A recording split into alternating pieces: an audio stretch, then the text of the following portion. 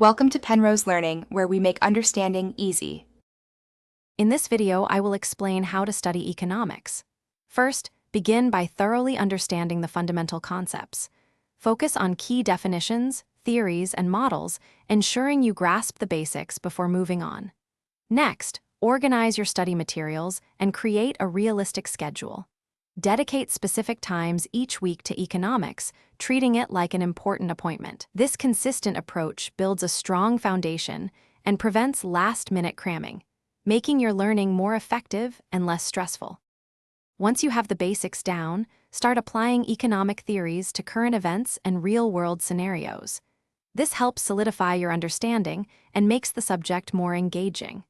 Don't shy away from drawing and interpreting graphs. They are powerful tools for visualizing economic relationships and data.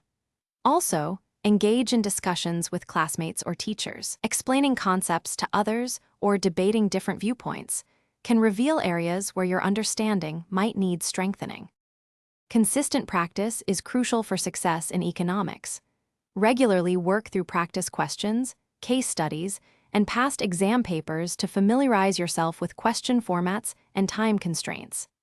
Identify your weak areas and dedicate extra time to reviewing those specific topics, perhaps using different textbooks or online tutorials. Consider forming a study group. Explaining concepts to peers and learning from their perspectives can significantly enhance your comprehension and retention of complex economic ideas. As exams approach, consolidate your knowledge by creating concise revision notes for each major topic. These summaries should highlight key definitions, formulas, and diagrams. Practice under timed conditions with mock exams to improve your speed and accuracy, ensuring you can complete the paper within the allotted time.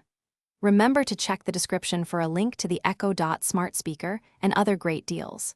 Finally, get adequate rest before your exam. A well-rested mind performs much better.